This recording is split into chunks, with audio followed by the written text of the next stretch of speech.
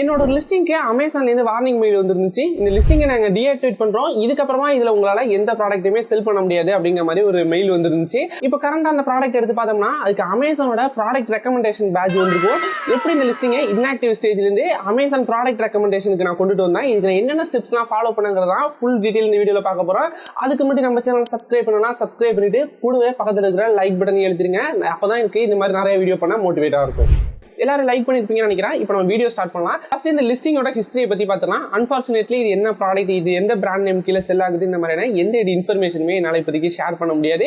இந்த லிஸ்டிங்கை பத்தி பார்த்தோம்னா இது வந்து நியூ லிஸ்டிங் கிடையாது. இது நான் கிரியேட் பண்ணி ஒரு 2 வருஷம் இருக்கும். ஸ்டார்டிங் ஸ்டேஜில் இந்த லிஸ்டிங்ல பெரிய லெவலெலாம் எனக்கு ஆர்டர்ஸ் வந்தது கிடையாது. ரேண்டமாக ஒரு சில ஆர்டர்ஸ் வரும். அதுக்கப்புறமா நான் கொஞ்ச நாள் போய் இந்த ப்ராடக்ட்டை நம்ம செல் பண்ண வேணாம்னு நினச்சிட்டு அந்த லிஸ்டிங்கை நான் டீஆக்டிவேட் பண்ணிட்டேன். ரொம்ப நாளாக அந்த லிஸ்டிங் வந்து டீஆக்டிவேட் இருந்துச்சு ரொம்ப வருஷமா. ரீசெண்டாக இந்த லிஸ்டிங் கீழே நம்மளோட ப்ராடக்ட்டை செல் பண்ணலாமே எனக்கு ஐடியா வந்துச்சு. சரி, இதை நம்ம செல் பண்ணி இதோட ஸ்டாக்கை கிளியர் பண்ணிடுறோம், இது எதுக்கு வேஸ்ட்டாக இருக்குது அப்படிங்கிற மாதிரி தான் நான் திரும்பவும் அந்த லிஸ்டிங்கை ஆக்டிவேட் பண்ணேன். அந்த லிஸ்டிங்கை ஆக்டிவேட் பண்ணதுக்கப்புறமா ரேண்டமாக ஒரு 4 நாளைக்கு ஒரு ஆர்டர் இல்லைன்னா 5 நாளைக்கு ஒரு ஆர்டர் இந்த மாதிரி வந்துட்டு இருந்துச்சு. எனக்கும் கொஞ்சம் கொஞ்சமாக ஸ்டாக் தீர்ந்துட்டு இருந்துச்சு. இந்த ப்ராடக்ட் வேஸ்ட்டாக வீட்டில் இடத்த தானே அடைச்சிருக்கு, இதை செல் பண்ணோம்னா நமக்கும் கொஞ்சம் இடம் ஃப்ரீயாக இருக்கும், நம்ம இந்த ப்ராடக்ட்டை செல் பண்ண மாதிரி இருக்குன்னு நினச்சிட்டு இந்த லிஸ்டிங்கை ஆக்டிவேட் பண்ணேன். இது என்னோட அக்கௌண்ட்டுக்கே ப்ராப்ளம் ஆகிற மாதிரி இருந்துச்சு. அது என்னன்னா கொஞ்ச நாள் கழிச்சு அமேசான்லேருந்து இந்த மாதிரி ஒரு வார்னிங் மெயில் வந்துச்சு. உங்களோட ப்ராடக்ட்ல வந்து அதிகமான ரிட்டர்ன்ஸ் வருது, இந்த ப்ராடக்ட்டை நீங்கள் இதுக்கு மேலே செல் பண்ண முடியாது, இந்த லிஸ்டிங்கை நாங்கள் இன்ஆக்டிவேட் பண்ணுறோம் அப்படிங்கிற மாதிரி ஒரு வார்னிங் மெயில் வந்துச்சு.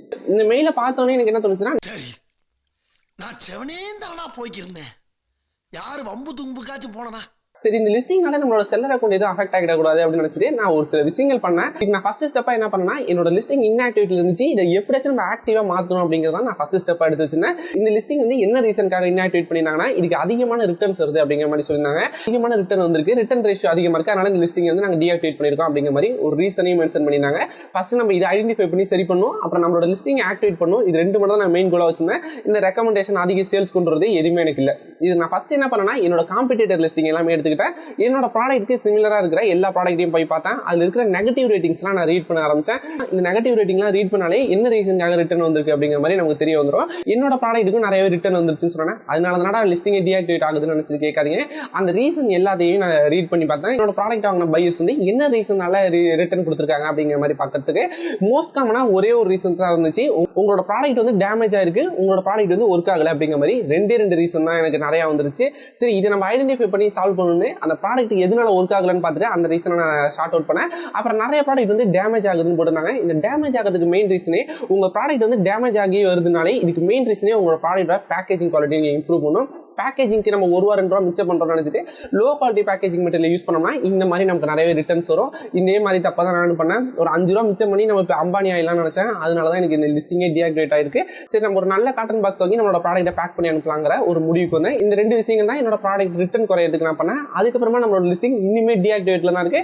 இதை ஆக்டிவேட் எப்படி பண்ணலாம்னு பார்த்தோம்னா, நம்மளோட அமேசான் டேஷ்போர்ட்ல இன்வென்டரியில போனாலே அந்த இடத்துல சர்ச் சப்ரஸ்னு போட்டிருக்கும், அப்படி இல்லைன்னா இன்ஆக்டிவேட் லிஸ்டிங் இருக்கும். அதுல போனோம்னா எந்தெந்த ப்ராடக்ட்லாம் இன்ஆக்டிவேட்ல இருக்கோ அதோட எல்லா ஸ்டேட்டஸுமே காட்டும். அது இந்த லிஸ்டிங் காட்டுருந்துச்சு. அதை எடிட் கொடுத்து இதில் நம்மளால என்னென்ன குவாலிட்டிலாம் இம்ப்ரூவ் பண்ண முடியும், கஸ்டமர் வந்து தப்பான இன்ஃபர்மேஷனால நம்மளோட ப்ராடக்ட்டை வாங்கிருக்க கூடாது. எக்ஸாம்பிள், என்னோட ப்ராடக்ட் மீடியம் சைஸ்ல இருக்குன்னா ஒரு ஸ்மால் சைஸ் நினைச்சோ இல்ல பிக் சைஸ் நினைச்சோ என்னோட ப்ராடக்ட்டை வாங்கிடக்கூடாதுங்கிற மாதிரியான எல்லா டீடைலுமே நான் ஃபில் பண்ண ஆரம்பிச்சேன். என்னோட ப்ராடக்ட்டோட டைட்டில் மட்டும் கொஞ்சம் மேட்ச் ஆகாத மாதிரி இருந்துச்சு அந்த லிஸ்டிங்க்கு. அதனால அதோட டைட்டில் மட்டும் சேஞ்ச் பண்ணி நான் திரும்பவும் சென்ட் கொடுத்தேன். திரும்ப ஒரு மேக்ஸிமம் ஒரு 5 ஹவர்ஸ்க்குள்ளே என்னோட லிஸ்டிங் திரும்பவும் ஆக்டிவேட் ஆயிடுச்சு. அதுக்கப்புறமா எனக்கு நெக்ஸ்ட் டே ஆர்டர்ஸும் வர ஸ்டார்ட் ஆயிடுச்சு. நம்ம 2 விஷயங்கள் தான் ஃபோக்கஸ் பண்ணோம். ஃபர்ஸ்ட் நம்மளோட லிஸ்டிங் ஆக்டிவேட் பண்ணணும்னு நினைச்சோம். நம்மளோட லிஸ்டிங் இன்ஆக்டிவேட்ல இருந்து ஆக்டிவேட் ஸ்டேஜுக்கு மாத்திட்டோம். அடுத்து நம்மளோட ப்ராடக்ட்டுக்கு ரிட்டர்ன் நிறைய வந்துருந்துச்சு. ரிட்டர்னை குறைக்கணும்னு நினைச்சு அதுக்கு ஒரு சில விஷயங்கள் பண்ணேன். என்னோட ப்ராடக்ட்லேயே ஒரு சில பிரச்சனைகள் இருந்துச்சு, அந்த பிரச்சனையை சரி பண்ணிட்டு அப்புறம் என்னோட பேக்கேஜிங் குவாலிட்டி இம்ப்ரூவ் பண்ணேன். இந்த 2 விஷயங்கள் மட்டும் தான் பண்ணேன். அதுக்கப்புறமா என்னோட ப்ராடக்ட்டுக்கு எப்போது வர மாதிரி ஒரு சில ஆர்டர்ஸ்லாம் வந்துருச்சு. நான் இந்த வீடியோ ஸ்டார்டிங்லேயே சொன்னேன், என்னோட காம்படிட்டரோட நெகட்டிவ் ரேட்டிங் எல்லாமே ரீட் பண்ணி பார்த்தேன். அது எனக்கு நிறைய இன்ஃபர்மேஷன் கிடைச்சிருந்துச்சுன்னு சொன்னேன். இதுதான் என்னோட ப்ராடக்ட்டுக்கு அமேசான் ரெக்கமெண்ட் பேட்ச் வரதுக்கு மெயின் ரீசனாக இருந்துச்சு. அடுத்து நம்ம ப்ராடக்ட்ல என்ன ப்ராப்ளம் இருக்குது நிறைய கஸ்டமர் சொல்றாங்களோ அதை ஷார்ட் அவுட் பண்ணி சரி பண்ணாலே போதும், நம்மளோட ப்ராடக்ட் கண்டிப்பா ஹிட் ஆகும். இந்த விஷயங்களை நான் ஃபோக்கஸ் பண்ணதுனால மட்டுமே எனக்கு ஒரு சில பாசிட்டிவ் ரேட்டிங்லாம் வந்துச்சு. இது வந்து ஒரு பெரிய லெவலில் லிஸ்டிங், இது வந்து மந்த்லி இத்தனை லேக் சேல்ஸ்லாம் எனக்கு கொண்டு வந்து கொடுக்கல. இது ஜஸ்ட் நார்மலான லிஸ்டிங். நான் கிரியேட் பண்ணும்போது 1-2 2 ஆர்டர் வந்து ஒரு மாசத்துக்கே ஒரு 4 ஆர்டர் 5 ஆர்டர் அந்த மாதிரி தான் வந்துட்டு இருந்துச்சு. சரி என்னோட ஸ்டாக் நான் கிளியர் பண்ணணும்னு நினைச்சிட்டு தான் இந்த லிஸ்டிங்கை நான் திரும்ப ஆக்டிவேட் பண்ணேன். அதே மாதிரி எனக்கு ஆர்டர்ஸ் வந்துகிட்டு இருந்துச்சு. இந்த ப்ராடக்ட்டுக்கு டோட்டலாவே 5 to 6 ரேட்டிங்ஸ் தான் இருந்துச்சு. இதோட ஓவரால் ரேட்டிங் பார்த்தோம்னா 4.1 ஸ்டாருக்கு மேல இருந்தது. இதுக்கு நான் மெயின் ரீசன் என்ன பார்க்கறேன்னா, லிஸ்டிங் கிரியேட் பண்ணி ஆல்மோஸ்ட் ஒரு 2 இயர்ஸ் இருக்குன்னு சொல்லியிருந்தேன். இந்த 2 இயர்ஸ்ல டோட்டலாவே அந்த ப்ராடக்ட் வந்து ஒரு 4 ரேட்டிங்ஸா வந்துச்சு. ஆனா இந்த ரீசன்ட் டைம்ல இந்த 1 மந்த் டைம் பீரியடுக்குள்ளேயே இதுக்கு வந்து ஒரு 3 பாசிட்டிவ் ரேட்டிங் கிடைச்சிருந்துச்சு. இது கூட ஒரு மெயின் ரீசனா இருக்கலாம் இந்த ப்ராடக்ட் வந்து ரெக்கமெண்ட் பேட்ச் கிடைச்சதுக்கு. அதோட இல்லாம நிறைய கஸ்டமர் வந்து ப்ராடக்ட் வாங்கவும் ஸ்டார்ட் பண்ணிட்டாங்க. கூடவே எனக்கு ரிட்டர்ன் ரேஷியோ ரொம்பவே கம்மியா இருந்துச்சு. ஆல்மோஸ்ட் எனக்கு 20-30 ஆர்டர்ஸ் வந்துச்சுன்னா 1-2 ரிட்டர்ன் தான் வரும். இதை நம்ம அவாய்ட் பண்ண முடியாது. இந்த ரேஷியோல தான் இருந்துகிட்டு இருந்துச்சு. இதை நான் கண்டினியூஸா பண்ணிட்டு இருந்தேன். ஆல்மோஸ்ட் ஒரு 1.5 மந்த் இருக்கும்னு நினைக்கிறேன். இந்த 2 விஷயங்களை மட்டும் ஃபோக்கஸ் பண்ணதுனாலே என்னோட ப்ராடக்ட்டுக்கு அமேசான் பேட்ச் கிடைச்சிருக்கு.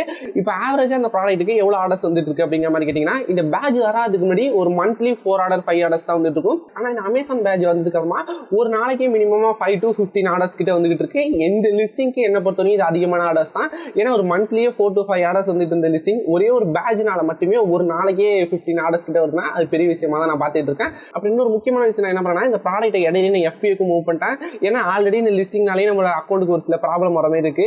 இதை தாண்டி நம்ம MFL இந்த ப்ராடக்ட்டை செல் பண்ணிட்டு இருந்தோம்னா டேரக்டா நம்ம அக்கௌண்ட்டை தான் பாதிக்கும். நம்ம FBA-ல நம்மளோட ப்ராடக்ட் வச்சோம்னா டேரக்டா அதுல வர ரிட்டர்ன் எல்லாமே நம்ம அக்கௌண்ட்டை அஃபெக்ட் ஆகாது. அந்த ரீசனால தான் நான் அமேசான் FBA-ல வச்சேன். இந்த மாதிரி உங்களோட லிஸ்டிங்ல ஏதாச்சும் ப்ராப்ளம் ஃபேஸ் பண்றீங்க, உங்களுக்கு ஆர்டர்ஸ் ரொம்பவே கம்மியா வருதுன்னா இந்த ட்ரிக்லாம் யூஸ் பண்ணி பாருங்க. கண்டிப்பா உங்களுக்கு ஹெல்ப் ஆகிறதுக்கு அதிக சான்ஸ் இருக்கு. இது மாதிரி நம்ம இன்னொரு இன்ட்ரெஸ்டிங்கான வீடியோல பார்க்கலாம். அதை தொடர்ந்து பார்க்கறதுக்கு முன்னாடி நம்ம சேனலை சப்ஸ்கிரைப் பண்ணிட்டு கூடவே சேர்த்து லைக் கொடுங்க. அப்பதான் எனக்கு இந்த மாதிரி நிறைய வீடியோஸ் பண்றதுக்கு மோட்டிவேட்டடா இருக்கும்.